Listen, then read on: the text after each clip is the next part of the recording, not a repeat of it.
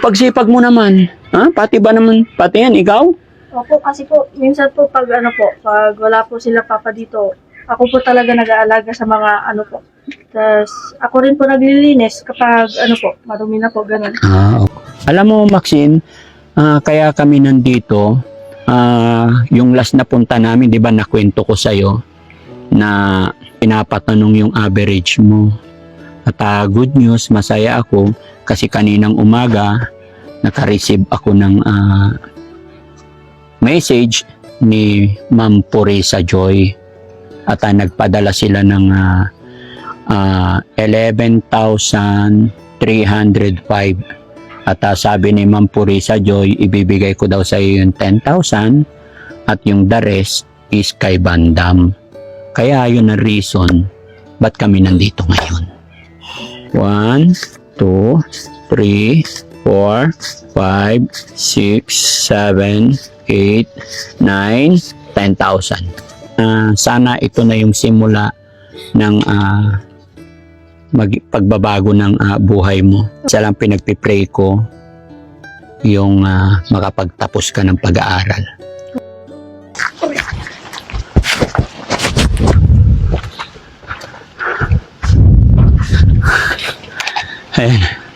Ayan mga kababayan, mga kabarangay, magandang hapon.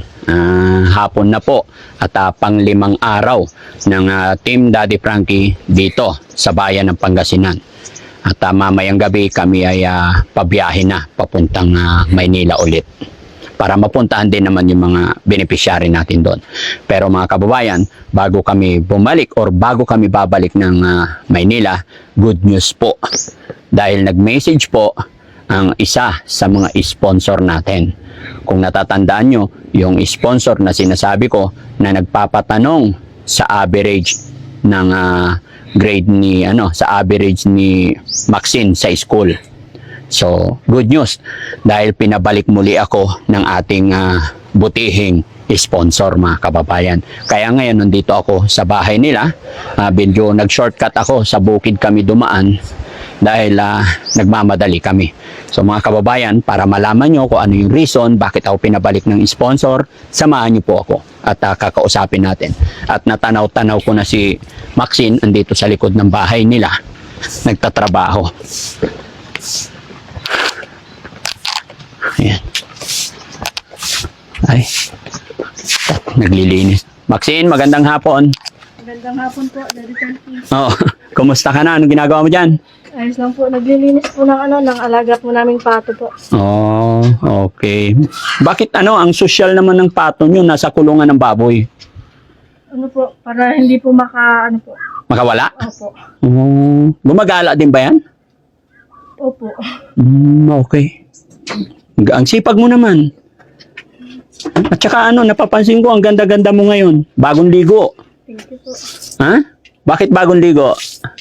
Ang ganda mo. Nakatapos ko lang po naglaba po kasi. Katatapos lang naglaba. Okay. Tapos, anong pinapakain mo sa manok? Ay Mga mais lang po. Mais. Opo. Yung mga napupulot-pulot ninyo yan? Ang pagkakaalam ko dyan, sa ilog lang yung mga yan sa putikan Wala po kasi po dito wala pong ilog po. Wala kayong ilog. Opo. Kaya dito po namin sila nilagay. Pero bakit dalawa lang? Bigay lang po kasi sa amin. Binigay lang. Kaya pinaparami nyo. Opo. Para rin po ma-ibenta pag may mga pangangailangan po. Ibibenta pag dumami. Oh, very good. Tama yan. Diba? Ganon din kami nung maliliit pa kami. May mga alaga kami pero hindi ganyan. Manok. No? Hindi kami nag-aalaga niyan kasi wala kaming ilog Kasi alam ko sa ilog lang yan Pero kayo, practical sa kulungan talaga, no? Opo. Ang sipag-sipag mo naman. Pati ba naman, pati yan, ikaw? Opo, kasi po, minsan po pag pag wala po sila papa dito, ako po talaga nag-aalaga sa mga po. Tapos ako rin po naglilinis kapag marumi na po, ganun. Okay. So, kumustang mama at papa mo? Andito ba sila? Opo. Okay. Sige, pasensya ka na. Naabala ka namin. Sige, hintayin ka naming matapos.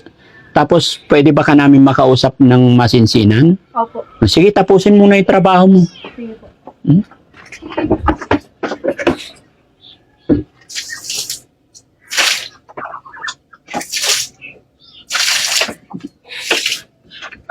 May lubluban din sila dyan. Opo. Yan mga kababayan, si Maxine, napakasipag na bata. Okay. Buti hindi makatakas, no? Butas-butas naman eh.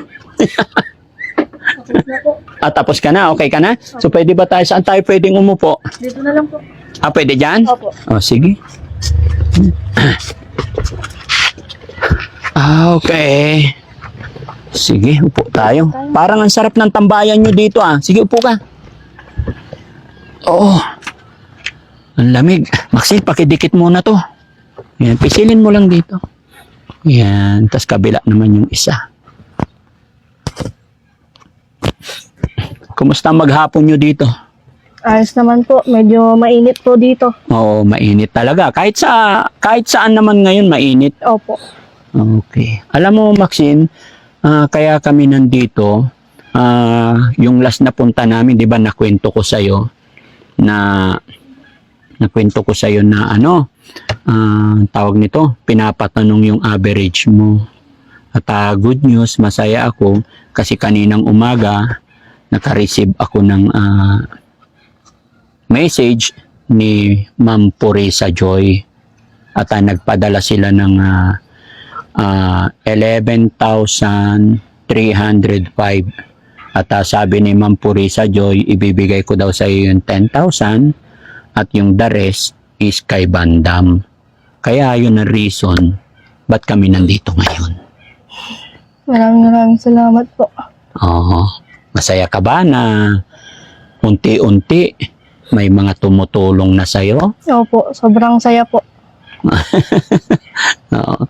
Basta yun yung sinasabi ko sa'yo. Basta ang tao, basta maging mabuti ka lang, keep on praying, hindi ka pababayaan ni God. Gagawa at gagawa ng paraan si God sa mga pangangailangan natin. No? Opo. Di ba? Ang ganda. So, kahit ako mga kababayan, masaya po ako. Dahil sa ikli pa lang ng panahon, pang ilang upload ko pa lang, ay nakikita ng ating mga butihing sponsor, nakikita ng ating mga kababayan na nasa ibang bansa, yung kabutihan, kabaitan ni Maxine. Kaya ako talaga ay lubos na nagpapasalamat. So ito, ibibigay ko sa iyo para hindi masyadong magtagal, no? Okay. Kinikamay mo para bilangin natin mga kababayan.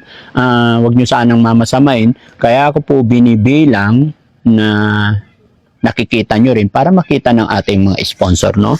1, 2, 3, 4, 5, 6, 7, 8, 9, 5,000. 1, 2, 3, 4, 5, 6, 7, 8, 9, 10,000. Thank you po. Maraming salamat po, Daddy Frankie. Nagugulat ka ba? Opo. Naasahan mo ba na may mga blessing na darating sa araw na ito? Hindi ko po talaga totally po inaasahan kasi po, parang lang po siya para sa akin. Parang panaginip lang po ngayon. Wow, ganun talaga. Maraming salamat po. Kung may pasasalamatan tayo kay si Ma'am Purisa Joy, siya yung sponsor mo sa ngayon. Siya yung nagpadala niyan. Nasa Houston, Texas. Nandun po sila sa Houston, Texas. Actually, si Ma'am Purisa Joy is tiga dito din yung mga magulang niya sa Malasiki. Anong masasabi mo sa ating sender? Hello po, Ma'am Purisa Joy. Maraming salamat po sa binigay niyo pong pera para sa akin po, para rin po sa aking pag-aaral. Naway mas makatulong pa po kayo sa mga mas nangangailangan po at sana po ay gabayan pa po kayo ni Lord ng sobrang tagal po at maraming salamat po sa inyo. Relax ka lang, ha? Parang mga kababayan, parang kinakabahan, no? Parang kinakabahan si siguro ngayon ka lang ba nakatanggap ng ganyan? Opo. Ngayon lang po talaga sa buong buhay ko po. Oo. Relax ka na, ha? Yan ay deserve mo yan. Ha? Ay, Kape muna po kayo, Daddy Frankie. Kape po Ito kayo. lang po yung may halo ko po sa inyo. Pasensya nyo na lang po. Pambawi ko lang po yan. Bilang pasasalamat na rin po sa inyo. nag-abala pa kayo. Lalo Pero sige, salamat. Upo ka tayo. Gusto ka rin naming makausap. Ayan, sige, diyan ka. Oo. Ayan, salamat sa kape. Parang alam na alam yung mahilig ako sa kape. No? Kahit mainit ang panahon, mga kababayan, lalo na pag nasa bahay ako, nagkakape ako. Kaya thank you talaga. No? Pero, ayan, gaya na ako sinabi, salamat. Napakabait niyo po. Pasensya na kayo, kung bakit napabalik kami ulit. Dahil po, ayan, may sponsor tayo, na si Ma'am Purisa Joy. Nagpadala ng 10,000. Yan ay para sa pag-aaral ni Maxine. Maraming salamat po kay Ma'am Purisa Joy sa pagtulong po sa amin, lalong-lalo na po sa aking anak, kanyang kabaitan, at lalong-lalo na sa mga Team Daddy Frankie. Kung hindi rin po dahil sa kanila, hindi rin po makikilala itong aking anak. So, Tay, pasensya ka na, no? Huwag mo mamasama yung tawag kong tatay sa'yo. Kasi syempre, anak mo yan, kaya tatay ang tawag ko. Ngayon lang naman kita makakausap ng maayos, masinsinan. Pwede bang malaman namin sa papaanong paraan nyo po iniraraos ang iyong mga anak pagdating sa pag-aaral nila? Sa lahat ng bagay, kahit na anong hirap ng buhay, kahit ano, kailangan pasukan. Kahit pagbubukid, pagpamamasada ng tricycle, tiga-tiga lang, kahit na anong hirap, lalabanan ko po yan. Hindi mo ba na-try magtrabaho sa Maynila, lumayo? Tumagal na rin po ako dun sa Maynila noong mga dalawa pa lang po yung anak ko. Silang dalawa pa lang ng panganay. Yung nagkaedad na rin po ako, hindi na rin po ako halos natatanggap sa kumpanya. Kasi overage na raw po. Nung kabataan, hindi ka nakapagpasok sa iba? Nung kabataan ko po, marami po ako napasukan. Naging dicer po ako sa mga mall. So sa ngayon, sa bukid na talaga. Pinokos ko na lang po sa bukid yung sarili ko. Dahil ako na lang po yung naiwan. Mostly, ako na lang po yung naiwan dito na sa aming magkakapatid. Okay. So, isa pang tanong tayo. Pwede bang ilarawan mo sa amin si Maxine kung anong klaseng anak siya? Ano ko po sa inyo, may larawan ko po itong aking anak. Sobrang bait po niya. Pasunurin po sa magulang. Maalalahanin po. Okay. Lalong-lalo na, hindi po niya rin kami pinababayaan dito. Pag gusto niya po talagang makatapos ng pag-aral, para lang maidaos yung pamumuhay namin. Okay. Very supportive na anak. Umiiyak si Maxine. Ikaw naman, Maxine, paano mo ilalarawan yung nanay at tatay mo? Paano kanila pinalaki? Anong ugali ng iyong mga magulang? Sobrang bait po nilang magulang sa aming magkakapatid po. Sobrang mapagmahal po nila sa amin. Tas tinataguyod po nila kami sa mabuting paraan po na kahit sobrang hirap po, doon po tinataguyod pa rin po nila kami. Okay, ganun talaga sobrang hirap. Pero siyempre bawasan natin tong kape ni tatay kasi kung anong init ng panahon, ganun kainit din ang kape, no? Sarap. Pasensya mo na, Daddy Frankie. Oo. Pasensya na po. No? So sana pag-pray natin na sana ito na yung simula ng pagbabago ng buhay mo. Opo. Walang ibang goal din si Daddy Frankie. Isa lang ang goal ko, isa lang pinagpipray ko. yung makapagtapos ka ng pag-aaral. Opo. So, kumusta? Huwag mong mamasamain. Kumusta yung mga perang naibigay ko sa'yo nakaraan? Ano po, tinatabi ko po sila para po sa para po sa susunod po na pasukan, para rin po may pambili rin po kami ng mga gamit pang school po. Pero nabawasan ko na rin po siya kasi po kailangan rin po namin bumili ng mga makakain dito po sa bahay tulad po ng bigas, ganun po. Nabawasan mo na. Magkano nabawas mo? Nasa 500, 1,000 na rin po. Nabawasan mo pambili. Okay lang yun. Pasensya ka na. Actually, binigay ko na yun sa iyo na yun. Kumbaga, curious lang ako. Kasi, alam mo na, gusto talaga namin yung mapag-aral ka. Tsaka tay, isa pa, hindi ko nasabi sa iyo nakaraan kasi napansin ng mga viewers natin, yung tinutulugan ng anak mo, bakit walang bubong tas walang bintana. Delikado, dalaga pa naman. Baka may mga lasing na makapasok. Pwede bang lagyan natin ng harang yung bintana? Gagawa ko na rin po ng paraan kasi kumukuha rin po ako ng mga kawayan sa pamangkin ko. Gagawa ko na ng harang para kahit sa harangan man lang, ma-safe lang yung anak. Oo, no? Okay ka lang, Maxine? Happy ka ba? Sobrang saya po. Sobrang saya. Opo. Okay, very good. Basta yun lang, maging mabuting anak ka lang lagi. Opo. Lahat ng paghihirap mo ngayon, lahat ng pagtsatsaga mo, mapapalitan yan ng kasiyahan, ginhawaan pag nakapagtapos ka ng pag-aaral. Yan lang, tandaan mo. Dahil pag nakapagtapos ka magpag-aaral, makapagtrabaho ka, pag nakapagtrabaho ka, nakapag-ipon ka, makapagtayo ka ng business or makapagnegosyo ka. Opo. Okay? Opo. So, maaasahan ba namin yan Opo. na tatapusin mo yung pag-aaral mo? At syempre, din natin alam kasi kung anong sasabihin pa ng mga sponsor. Pero as long as nakikita nila na nagpupursige ka sa iyong pag-aaral, makakatulong yung mga yan. Opo. Pero sana naman, ito yung lagi kong ipinapayo sa mga beneficiary natin na hanggat may tumutulong, gawin nyo rin yung best nyo. Tulungan din rin ang sarili ninyo. Opo. Okay? So, anong masasabi ni tatay na may natanggap na blessing si Maxine ngayon? Laking tulong po sa amin.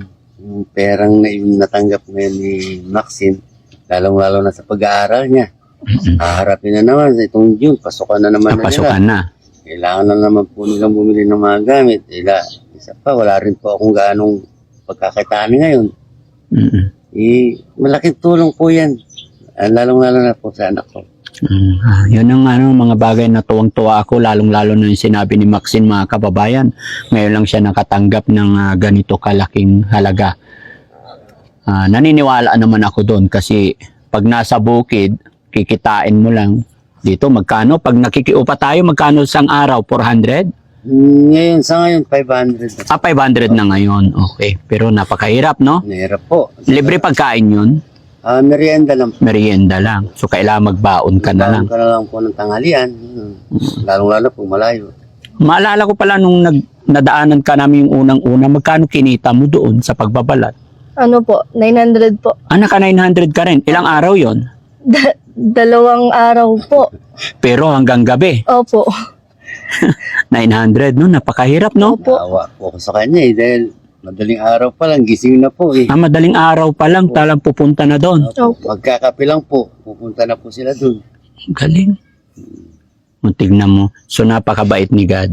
Buti na lang nadaan ka ng mga kasamahan ko. Opo. Kasi talagang hindi ko alam na may isang Maxine dito sa barangay na ito. Hindi ko alam na may batang napakasipag na kagaya ni Maxine. So lahat na nangyayari is kaloob ng Panginoon. Opo. Di ba? Biruin mo 2 days. Kasama alas 9 ng gabi kayo mag-out. Opo. Tapos alas 5 ng madaling araw, duty ulit. Opo. For 2 days. Napakahirap kitain ng pera, no? 900 na yon. Kaya mga kababayan, sa mga kabataan na sinusuportahan ng magulang, no? Sana wag nating sayangin. Isa pa, Maxine, sabi pala ni Ma'am Purisa, ibigay ko sa'yo yung ano, aray ko napowing ako. Ibigay ko sa'yo yung Facebook niya. So mamaya pagkatapos nito, ibibigay ko sa'yo, add friend mo siya. Opo. Then imi-message ko rin siya para i-accept ka niya. Opo. No? So hindi natin pwedeng ipakita dito para hindi after ng usapan, bibigay ko sa'yo, then mag-a-add friend yun sa'yo. Sabi niya kasi para magkausap ka rin niya. Opo. No? So mabait yon, kababayan natin, kaya hindi ako nag-aatubili na ibigay. Opo. Okay, so Ma'am Purisa, abangan nyo na lang po yung pag-a-add friend ni Maxine po sa inyo. At yun, mga kababayan, mga kabarangay, masaya rin ako sa hapon na ito. Parang ngayon ako nakatanggap ng kape. Mainit, pero sige, binigay ni tatay eh.